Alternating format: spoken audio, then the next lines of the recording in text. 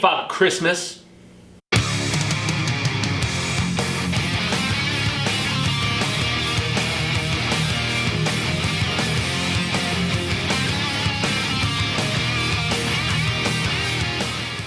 Bienvenidos, worldwide fans of the planet's hottest entertainment with an edge. Jaime En Fuego here, Enfuegotainment, my namesake program once more, and continuing the 12 days of the Crimbus stuff, and I'm talking about the Other McClane Christmas. Yes, everybody always talks about the original Die Hard. It is most definitely a classic, and yes, it is a Christmas movie. John McTiernan, he did this lengthy video this past year discussing why it is in fact a Christmas film and giving extensive anti-corporate discourse and whatever. But we are here to talk about a film that I didn't remember much of anything about, aside from where he is blasted off in the chair from the plane and the fireballs, and he goes right up at the screen, that being Mr. Bruce Willis, the iconic character of John McClane, and then he comes down with the parachute and the flight seat and everything. But we be talking Die Hard 2, Die Harder. This is also a Christmas movie, also Christmas Eve, just like the previous movie. Came out 2 years later in June of 1990, so this is technically, to be fair, a 30-year anniversary review. It was directed by Renny Harlin, who just a couple years before had done, in my estimation, the massively underrated fourth Nightmare on Elm Street film, The Dream Master. Love that film, and still has my favorite kill from the franchise in it. And yeah, Renny Harlin would go on to do all kinds of other badass stuff like Cliffhanger, and I believe he did Long Kiss Goodnight, if I remember correctly. Fortunately, I think he also did Cutthroat Island, but Deep Blue Sea, I mean, the guy is a very talented director, and he directs the hell out of this movie. But the biggest issue with this, and the reason that my father especially, who loves Bruce Willis and pretty much most of the action stuff that he did, but most notably the McClane role, is the fact that everybody talks about 1 and 3 all too often. 2, I feel like, despite the fact that it was a major box office success, I mean, it made $260 million. Granted, they upped the budget significantly from the first film, but I mean, this was before Hudson Hawk, The Last Boy Scout, and all of the more action-centric stuff that Bruce would get himself into as the 90s went further into effect, and we were getting a little further removed from, just the 80s, Schwarzenegger, Stallone, and all that stuff, Van Damme and Seagal to a lesser degree. But yeah, man, a lot of people don't talk about Die Hard 2. And upon rewatching, I can definitely see why. That's not to say that I didn't enjoy this movie for what it was, which is actually a more serious, less funny, and more violent in a lot of ways film than the previous installment. So it also has a lot of retread, which I think is another reason why so many people disregard it. So once again, Christmas Eve, there's a lot of conveniences in this film. The fact that, first and foremost, McClane is going against bad mofos on Christmas Eve, once again. And there's even a line at the end of the movie where he's talking to his wife, and he's like, Holly, actually, now that I think about it, she says it to him, and she's like, why does this keep happening to us, John? And you're like, okay, at least they address the absurdity of the fact that 2 years later, in 1990, once again, John, on Christmas of all times, is dealing with a much bigger and more orchestrated threat, because there is former military people involved in this. They're basically trying to break free this guy from, I forget if he's Mexico, South America, where he's being brought up from, but yeah, basically, he's being extradited to the United States for war crimes, presumably, and yet there are these big-time former military peeps, and in some cases current, that are trying to break him free. And on top of that, there is a diversion that is orchestrated with planes that are circling around this DC, Dulles, I think it is, whatever, doesn't matter. They basically can't land because of the just stuff that is going down. And this is a much more complex movie and less fun in the fact that it's obviously a sequel, so it has to be larger scale, as opposed to, the Nakatomi, whatever it is, the like office building in LA where the previous film took place. This one is there's an airport, there is like a church nearby that factors in prominently, and of course the different planes that are circling up in the air. So yeah, they upped the ante, they made the stakes far more major, and I will commend them at least for there's a body count in the previous Die Hard movie, but nothing like in this one, where about halfway through the film, a whole plane of innocent people blows up. It's crazy. And like O'Brien from Star Trek, TNG, and DS9 is like one of the pilots on that. So, I mean, there is immense amount of additional seriousness to this. So that is the one distinguishing factor that I will give them credit for in this Renny Harlin film, is the fact that yeah, it's got it's some serious set pieces of action and very well directed. But the script, it doesn't have that sort of jovial nature, despite being much more Christmas-centric than the previous film. I mean, yeah, there's references at the beginning, but the fact that the end also, it ends with, you know, oh, the fire is so delightful, blah, blah, blah. So they wear their Christmas influence on their sleeve, and they embrace it much more so in this one, whereas the previous Die Hard, yeah, it's considered a Christmas movie by some. I don't think you can deny in any way, shape, or form that Die Hard 2 is not a Christmas film. I think that it is much more like cut and dry, you know, in that regard.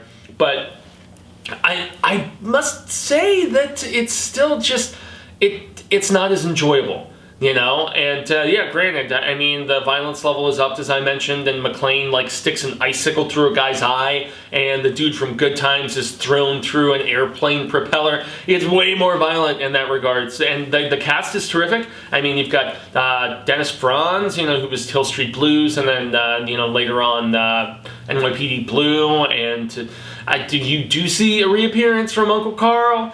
He had just started doing Family Matters about this time, I think.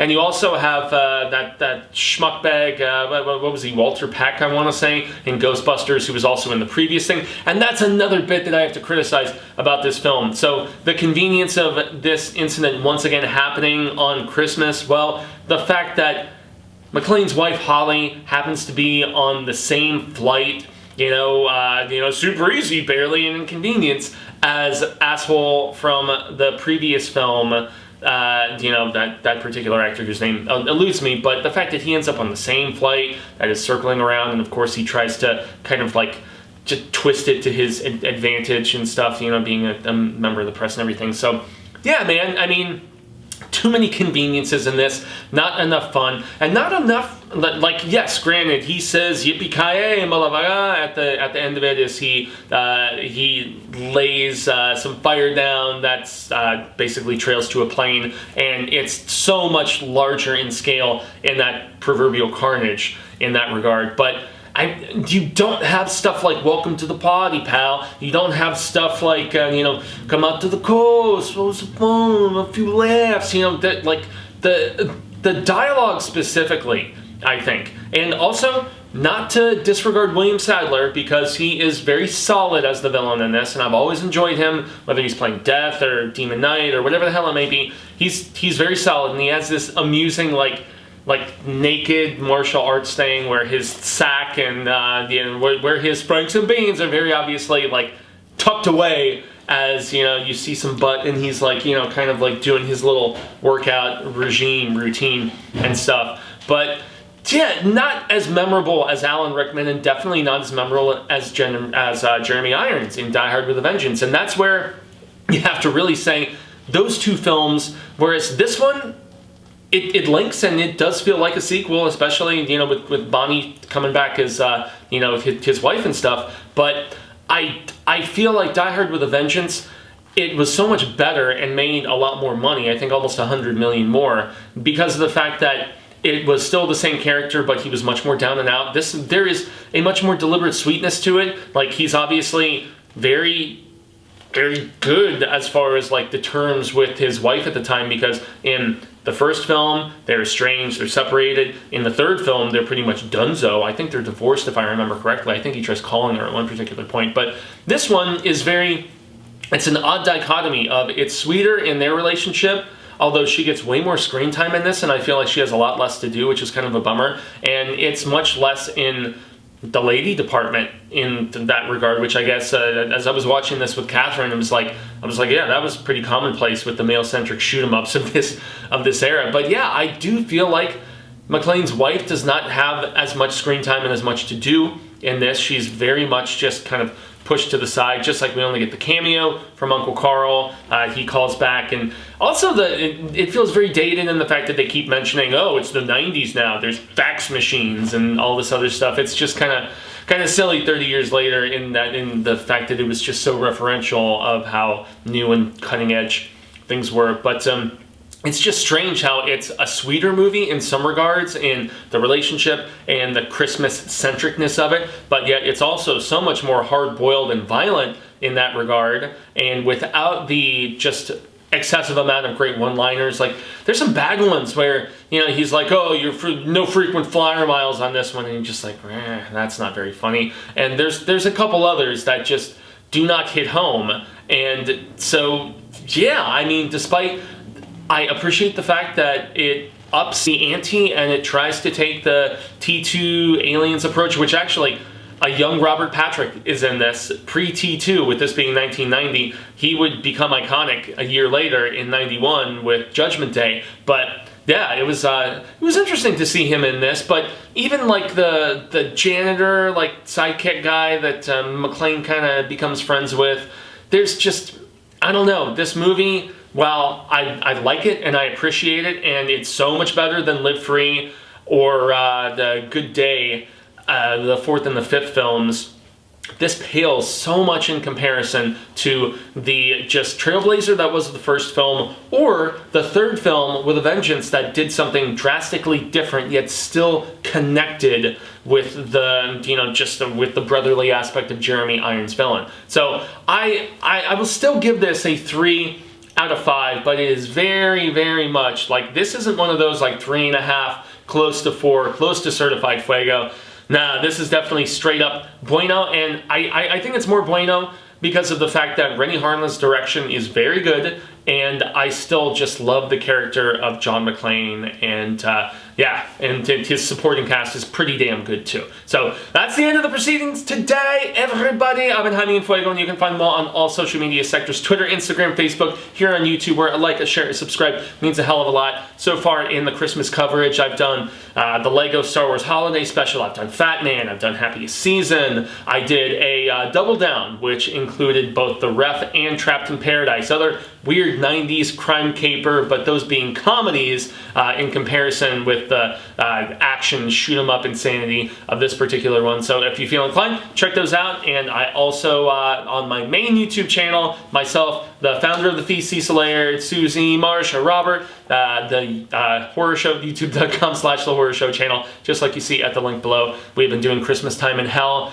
all kinds of Hellraiser stuff, comprehensive coverage. That is what we strive for. So if you're over there, migrate, check it out if you feel inclined. And yes, until I see y'all mañana with some more of the 12 Days of Crimbus as we approach this wonderful holiday. Gracias for a little bit of your time. And until the Reel of Ka comes around once more, hasta luego, Cinemigos, constant readers, but in this instance, viewers alike, say thank you for a little bit of this palaver. I hope we share more of it sooner rather than later. And until then, stay home and watch more streaming Christmassy shizzle. Yippee-Kay-Ay, motherfucker.